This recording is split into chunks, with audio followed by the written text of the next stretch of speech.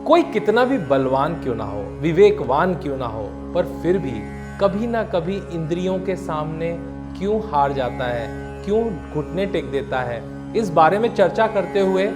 भगवद गीता अध्याय 2 श्लोक 60 में भगवान कृष्ण कहते हैं,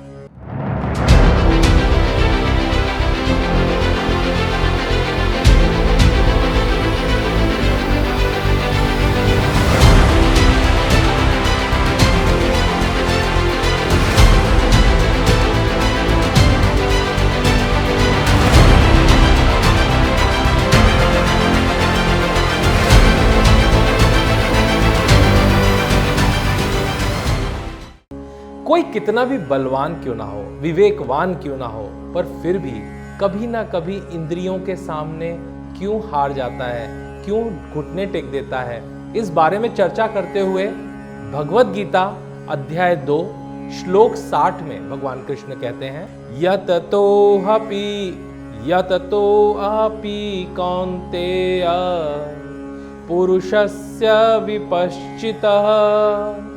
इंद्रियाणि प्रमाथीनि हरन्ति प्रसभं मनः। इसका अर्थ है, हे कुंती पुत्र, उत्सुक चंचल इंद्रियां ऐसे व्यक्ति की चेतना को भी बलात् हर लेती हैं जिसे उच्च ज्ञान प्राप्त है और जो पूर्ण मुक्ति के लिए प्रयासरत है। ऐसा कोई भी व्यक्ति जो यत्न करता हो, साधन करता हो, हमेशा दूसरों के हित के लिए काम करता हो, मन में उसके किसी भी तरह की फलेच्छा ना हो और योग साधना में पूर्ण रूप से लिप्त हो, मगर उसके बावजूद भी कभी ना कभी वो व्यक्ति इंद्रियों के सामने हार मान ही जाता है। इसके बावजूद कि वो कर्तव्य अकर्तव्य के बीच में फर्क को जानता है, वो जानता है कि किस कर्म को करने से क्या परिणाम होगा, उसके बाद भी ऐसा क्यों होता है कि वो इंद्रियों के सामने घुटने टेक देता है। कितना भी प्रयत्न करने के बाद भी विद्वान व्यक्ति इन इंद्रियों के सामने हार जाता है, उसके पीछे सबसे महत्वपूर्ण कारण है संसार की सत्ता उसमें रही जाती है और पुराने भोगों के भोग और पुराने भोगों के कारण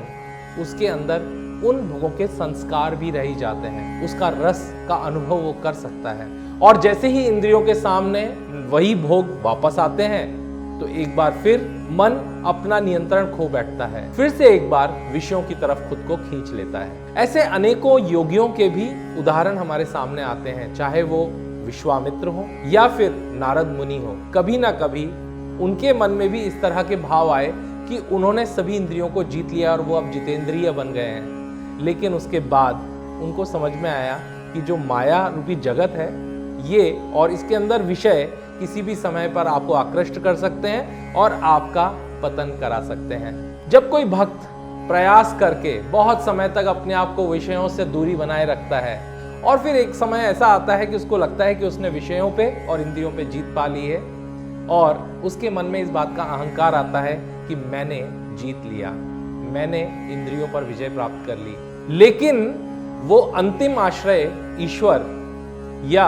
सुप्रीम कॉन्शियसनेस की शरण में अब तक नहीं गया है। अब उसके मन में अहंकार के बीज उगने लगे हैं, तो समझ लीजिए पतन का वक्त बहुत नजदीक आ चुका है। सिर्फ भोग की भावना और उसमें आने वाले रस कुछ समय के लिए निष्क्रिय जरूर हो जाते हैं, लेकिन जैसे ही उसको सही परिस्थितियां मिलती हैं वो एक बार फिर अपना मुंह उठाना शुरू कर देते हैं और गतिशील हो जाते हैं। ये बिल्कुल वैसा ही है जैसे कोई स्वस्थ व्यक्ति के मन में आ जाए कि अब उसने रोगों पर विजय प्राप्त कर ली है और अब वो कभी बीमार नहीं पड़ेगा, क्योंकि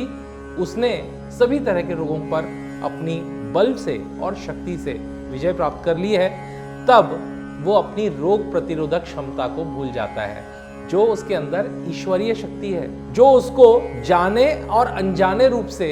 सभी तरह के रोगों से मुक्त करके रखती है। लेकिन आप देखिए कि हमारे आसपास अनेकों तरह के जीवाणु, अनेकों तरह की बीमारी फैलाने वाले कीटाणु हमेशा होते हैं। रोग प्रतिरोधक क्षमता उनसे लड़ती रहती है और हमें स्वस्थ बनाए रखती है, सभी तरह के रोगों से हमारी रक्षा करती रहती है। लेकिन जैसे ही हमारी इम्यूनिटी, हमारी रोग प्रतिरोधक क्षमता जरा सी भी कमजोर होती है तो वो रोग तुरंत हमारे ऊपर हमला कर देते हैं और हमें बीमार कर देते हैं। ठीक इसी प्रकार से जब हम प्रयत्न करते हैं, प्रयास करते हैं और प्रयास करने से कुछ समय के लिए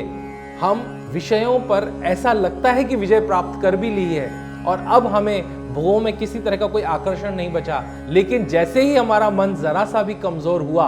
और लगाम ढीली पड़ते ही पुराने संस्कार अपना सर उठाने लग जाते हैं और एक बार फिर पुनः हमें इंद्रियों के सामने घुटने टेकने पर मजबूर कर देते हैं। ये 5 ज्ञानेंद्रियां और 5 कर्मेंद्रियां ये निरंतर हमें हराने के लिए युद्ध लड़ती रहती हैं। हमें आत्मनियंत्रण करके अपने आप से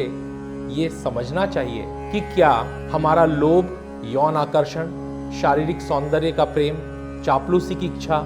ये सब वास्तव में हमने इन पर विजय प्राप्त कर ली है या अभी भी हमारे अंदर ये कमजोरियां छुपी हुई हैं और निष्क्रिय होकर पड़ी है। और हार की शुरुआत उस क्षण से ही हो जाती है जब हमारे सामने कोई नए तरह का आकर्षण आता है। हमें किसी तरह का चलचित्र देखने को मिल जाता है और हम सोचते हैं थोड़ी देर देख लेते हैं, क्या फर्क पड़ता है। कोई ऐसी स्वादिष्ट वस्तु जो भोजन के रूप में खाने में बड़ी स्वादिष्ट लगती है लेकिन हमारे लिए उपयुक्त नहीं है, या तो वो तामसिक है या खाने लायक ही नहीं है, लेकिन हम सोचते हैं चलो एक बार स्वाद ले लिया जाए, क्या बिगड़ेगा। इसलिए जब भी कभी हम अपनी इंद्रियों की लगाम को थोड़े समय के लिए भी ढीला छोड़ते हैं, ये सोच के क्या फर्क पड़ता है, वापस नियंत्रण में ले लेंगे। लेकिन जैसे ही उन चीजों के भोग और उनके संस्कार हमारे अंदर आ जाते हैं, फिर वो निरंतर हमें नॉक करते रहते हैं, हमें ट्रिगर करते रहते हैं, छेड़ते रहते हैं, परेशान करते रहते हैं और आकर्षित करते रहते हैं। जरा सा हमारा आत्मनियंत्रण ढीला पड़ा और तुरंत हम पे हावी हो जाते हैं। इस वजह से जिस तरह से एक बीज को भून दिया जाए अग्नि में, उसके बाद वो कभी भी अंकुरित नहीं हो पाता, ठीक इसी प्रकार से हमें अपने आत्मनियंत्रण और ईश्वर की शक्ति से इन भोग और कामनाओं के रूप के बीज अपने अंदर भून देने होंगे, जला देने होंगे, जिससे कि वो कभी भी अंकुरित ना हो पाए। और इसके लिए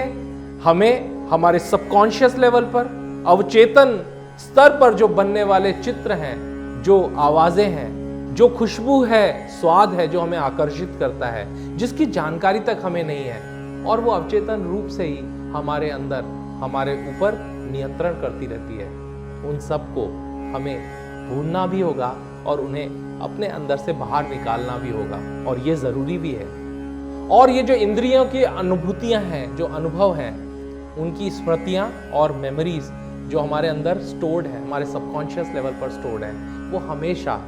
निरंतर हमें ऐसे प्रलोभन देती रहती है और हम उनके प्रलोभन में नाचते रहते हैं। और इस तरह से चाहे कोई व्यक्ति कितना भी बड़ा दंभी क्यों ना हो जाए, कितना भी प्रयास और प्रयत्न क्यों ना कर ले, कभी ना कभी इंद्रियों के सामने हार ही जाता है। तो फिर इंद्रियों पे विजय कैसे प्राप्त की जाए, इसका उपाय भगवत गीता के अगले श्लोक में भगवान कृष्ण कहते हैं। जुड़े रहिए हमारी इस ज्ञान और भक्ति की गंगा से, मुस्कुराते रहिए, खुश रहिए। अगर आपको ये भगवत गीता की ज्ञान गंगा में बहते रहना है तो चैनल को सब्सक्राइब करना ना भूलें और बेल आइकॉन को जरूर से प्रेस करें, जिससे कि आने वाले वीडियोस के नोटिफिकेशंस भी आप तक पहुंचते रहें।